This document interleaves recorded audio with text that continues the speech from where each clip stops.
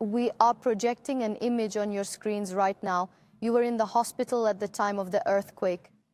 You see the medical team performing an operation, performing a surgery. And look, equipment shaking on your screens. People are now, they are shaking, they are holding their equipment, they are holding the tools of that equipment from the tables so that they don't fall, and the earthquake, waiting for him to pass during that surgery. Yeah, they trust the building. They trust the building they are in. And calmly standing, waiting for this earthquake to pass, holding the table, holding the equipment. Yeah, And then they'll probably continue with the surgery. Yeah, Trust. It's obvious what they've been through, what they've operated on, the trust they have in the hospital. We're talking about an 8.8 magnitude earthquake. It happened in eastern Russia. Let's also mention that this earthquake occurred close to the surface, 18.2 kilometers. It occurred at a depth of 18 kilometers. So if you are close to the surface, you can imagine how shaking the earthquake was. There are images of the moment of the earthquake in every window. Look, on the left, these are images from inside the hospital during surgery. Top right, we saw the cars shaking, and on the bottom right, we can see images from inside a building after an 8.8 earthquake.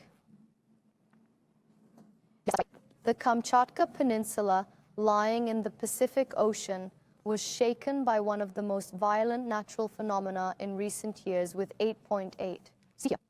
When we look at the statements already made, it was already described as one of the strongest earthquakes of the last 10 years. So it may be difficult for us to imagine how big it is.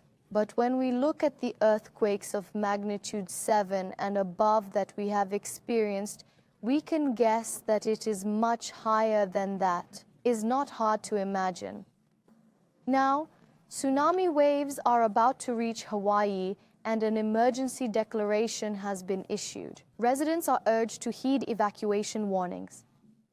Authorities urging them not to risk being close to the coastline, and officials are now watching these waves approaching. He says this gives them an idea of how big the waves could be when they reach the state in a few hours. Officials. As we said, offshore, off the ocean, these waves may seem shallow, may not seem high, but as you get closer to the coast, these waves are witnessed rising in shallow areas, and their destructive effect is known to increase. People need to evacuate, this emergency declaration says. There are warnings to take this seriously, and a press conference was also organized. Here at this press conference in Hawaii, the officials added that the tsunami wave is not a normal wave. If you are exposed to a tsunami, it will kill you, so you should stay away from the area. Well, of course, this is not difficult to guess. Meanwhile, there is a statement from China, from the China Tsunami Warning Center.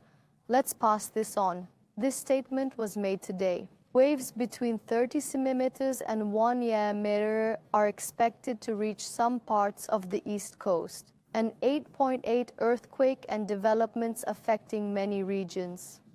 And the Russian state news agency TASS Kamchatka reported that after this strong earthquake off the coast of Russia, he reported that 2,700 people have been evacuated to safe areas in the Kuril Islands.